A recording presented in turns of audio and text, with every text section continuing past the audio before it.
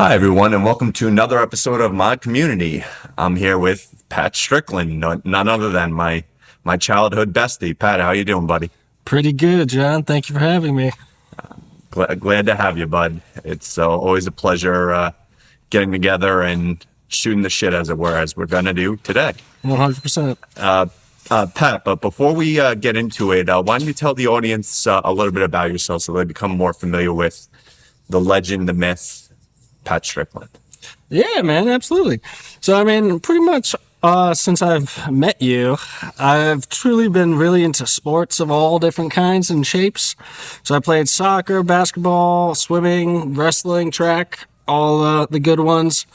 And then after kind of college and graduation, took my skills abroad to China for 6 years. So was traveling abroad, going throughout Southeast Asia, all of that. So a big traveler. And then around the time of COVID, had to circle back home and start that, I guess you can say, professional chapter of my life. The next journey. Right? Yeah. And got into logistics. And that's what's kind of brought me home back to New York, New Jersey. And yeah. And here we are. Indeed, here we are. Here we are.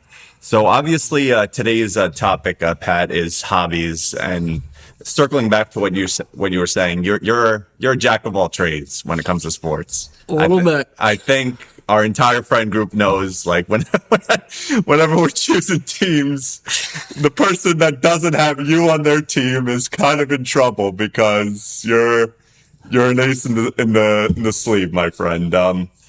Where do you think that stems from, Pat? Like, thinking about your background, like, was your dad big into sports, or is this just your natural God-given talent, as it were? No, I would say it's definitely genetic. Both of my parents were pretty into sports. My mom was very similar to me in the respect that she was kind of good at a lot of sports, really good hand-eye coordination. My dad is a little bit more clumsy to the extent that he doesn't quite have that hand-eye coordination, but he also did wrestling. He was a huge rock climber, so he does have that athletic ability as well. Mm-hmm. And maybe I'm slightly more athletic than my parents and well-rounded, I guess. But yeah, it definitely comes from both sides of the family. Mm-hmm. Definitely comes partially God-given. And, a lot of our friends are rather athletic. So there's definitely a competitive iron sharpens iron type of deal. Absolutely. With all of us playing, like, tennis racket baseball and hockey and all of that. Yeah. We definitely competed with each other. I had siblings that we were always kind of competing. So, just kind of a mix of genetics and friendly competition. So one of my favorite things about us playing sports, Pat, is the snowball fight. Like, you took it to the next level, bro, because when we played snowball fights, again, take no prisoners. Oh man, I think that's where the Pat the Sniper, that name came. Matt Fernicolo's house. Yeah. And not only that, the funny thing about it is your snowballs hurt. If I once in a while took my gloves off to melt the snow a little bit to make it more aerodynamic. But the goal is to beat the other team and try to do that literally and metaphorically. Yeah, no, you did, bud. You did. It was just like pain incarnate, bro. I treasure those moments, but I don't enjoy being on the receiving end of those moments. But made everyone's agility faster. You did. Keep people on their toes. Even speaking of agility, like, thinking about your speed, you have like gears, my guy. You do. How's the leg? I should have. So it's actually official. Got the MRI, went to the doctor. I actually tore my ACL and meniscus. Oh yeah, playing soccer. Yeah, playing soccer. Your go-to sport. Yeah. Oh, man. So, and funny enough, it actually happened not playing for my team because my team had lost that day. So the team who was playing after us was going to have to forfeit. So we decided to just play around and mess around with them. Right. And it happened in that game. Like a scrimmage game? Yeah. So it didn't even happen or count for my team, which was terrible. Oh man. But yeah, I'm gonna have to get the surgery at some point. As you know, I do have a fiance who's in the education industry, so we might expedite that a little bit so I can get on her insurance. There you go. But yeah, it's a work in progress, trying to keep it strong, keep exercising it so I can keep the muscles around it. Yeah, yeah. How does that work? Like, is your walking inhibited, or is it just? It's more so if I do any cutting from side to side, or if I do a lot of stairs, that'll kind of make it sore, or if I'm walking incredibly long distances. So it doesn't really hurt on a daily basis. But yeah, if I bump it or lose my balance for whatever reason, have to hop, that might affect it a little bit and then make it a little sore. But I haven't done any intense training with it or for sports or anything like that yet. Gotcha. So thinking about a lot of your activities and hobbies, which one would you say was your bread and butter? What was it? Soccer? 100% of soccer. Yeah. So soccer, I actually started in 3rd grade because if you remember, second grade. We were second grade, bro. Well, that was HYAA. Yeah. Oh, you so mean that was travel? So that was just kind of for fun. Yeah. And then in 3rd grade, My Kommunity, if you remember him. Oh, okay. Yeah. We were on the bus coming home, and he was like, "Yeah, Patrick, do you want to go play some soccer after school?" And I was like, "Yeah, why not?" Not realizing he invited me to the Tab Ramos Center, or it was Good Sports at the time. All right. And he was having his travel soccer practice. So I show up in just tennis shoes, shorts, and a t-shirt, thinking we're just going to kick a ball around or have some practice scrimmage. And yet I'm now getting yelled at by our Russian coach, George, because I'm not equipped with the right equipment and he thinks I'm a scrub, which at the time I was. So it's just all right, well, this is cool. And then at the end of practice, he came up to my parents and was like, "Okay, yeah, we'll accept him. He can keep coming." And I was like, "All right, well, I guess I'm doing this now." And then, yeah, I played HYA for another 2 years and then kind of stopped that to focus more on the competitive. Travel, yeah. Yeah. Okay. That makes sense. So do you have a claim to fame in your soccer career? Did you win a championship or anything like that, or? So not really. I was on the ODP team, the Olympic Development Team program. Oh, okay. So I was doing that for New Jersey. And then I did make varsity as a freshman. Oh, yeah. So that wasn't super common at the time. And that year was the first year we had gotten to states. And made it significantly far in states and the Shore Conference tournament. So we were the Group A sectional champions or something like that.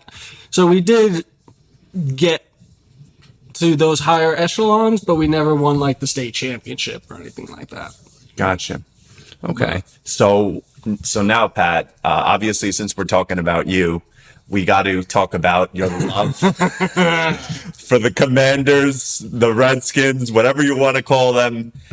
Pat, you've been the outlier of many a sport fans in our friend group, and been that fan till kingdom come. Go into that, my friend. Talk about your bleeding of the red and yellow Commanders and and formerly known as Redskins. Yeah, I mean, I can talk about them. But no, yeah, I mean, I was born in Virginia, as you know. So my dad was a major Commanders fan. And then my family still lives in and around the DC area. So a lot of them are also Commanders fans. But then we moved up to Jersey when I was 5. So that kind of moved us into Giants, Jets, Eagles territory. Sure. So growing up in that area, you kind of assimilate and take on the teams that are local, or it just ingrains it that much more.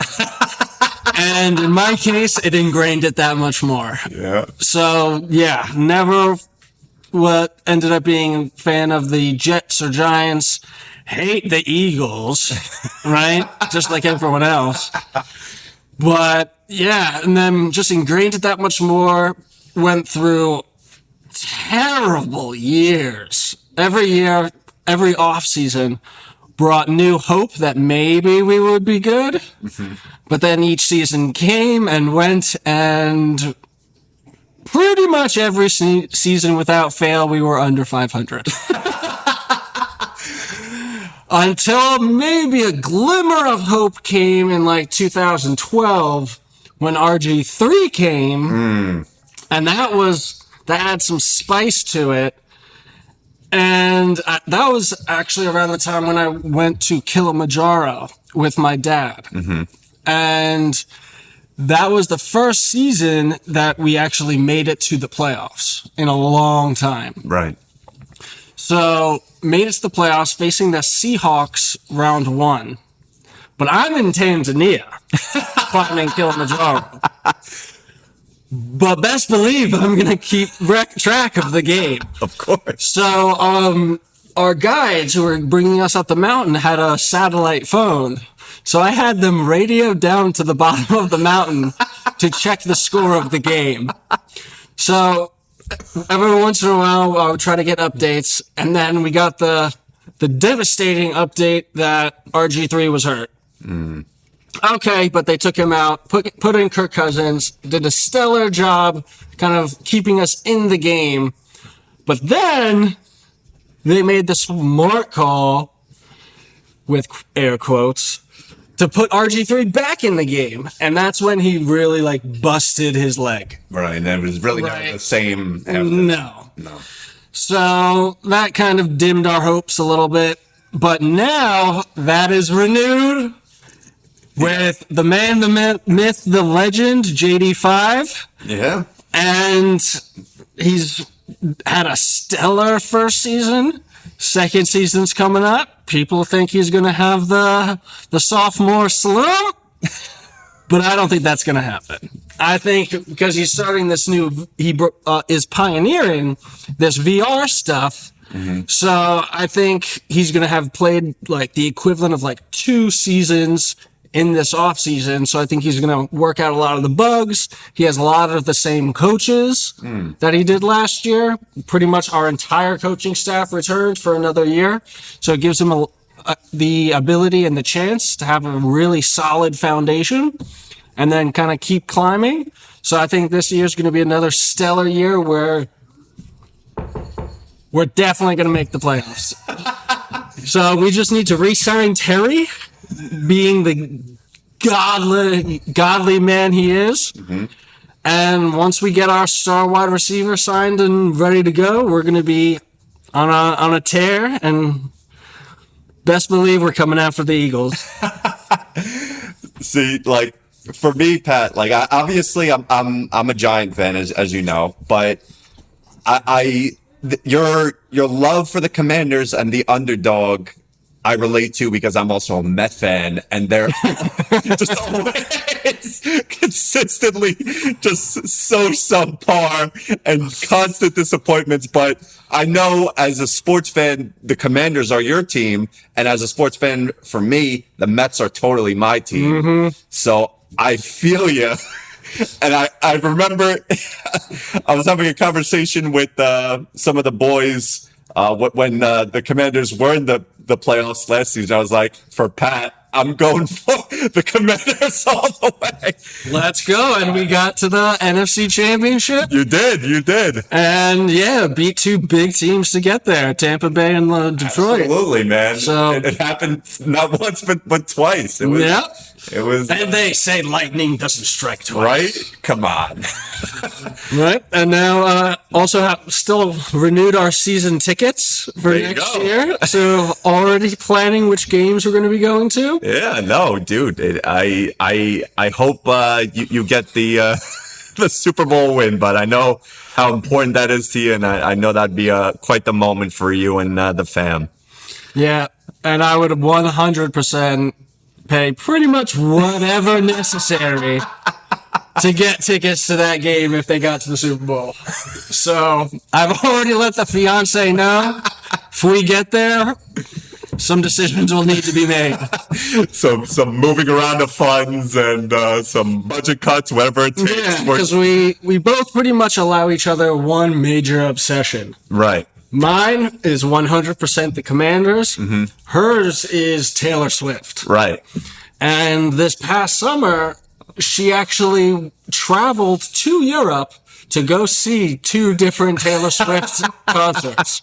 So if she's allowed to go to another country, It's only fair, dude. right, Yeah. I might as well get to see my team after they've sucked for 32 years. Oh man. And I hope you get that glory moment, my friend. Yeah. But I think on that note, before we leave, Pat, I always ask my guests some words of advice, maybe for fandom or in general, like some closing thoughts. What would be your closing thoughts for the audience? And you could even do a mixture of, like, when it comes to your hobbies or fandom or both. What would you say? How would you want to wrap this in a nice little bow? I would say, I guess, first, loyalty brings its own rewards in terms of, like, the Commanders and the fandom. And nothing ever lasts forever, right? There's always those ups and downs. So kind of roll with the punches, keep plugging along. And then in terms of just, I would say, worldly advice, having traveled a lot, I would say everybody, no matter who they are, has something to offer, right? One piece of advice, one piece of knowledge, something, an interesting anecdote, a story, right? So everyone has something to offer, and you just need to find that person. So with everything going on in the world, it's always good to go off the beaten path. Like, if you go traveling, don't go to all the major tourist locations. Go off the beaten path, meet the locals, right? Learn their story. And then, Experience what they have to offer, kind of. yeah, absolutely. Because, like I said, everyone has something to offer, and it's just up to you to find that nugget of gold. Because, again, there's a lot of negativity going on in the world right now. Say the least. Right? So just be interested, be curious. There's, like, the Ted Lasso quote, right? Which was like, be curious, not judgmental. Yes. Right? So, yeah, just reach out. Don't always approach everything with negativity, and look at people as opportunities to grow. I love it. Thank you, Pat. That's all we have for today's episode of My Kommunity. On our next episode, we'll be time traveling to the Super Bowl when the Commanders win. Let's go! And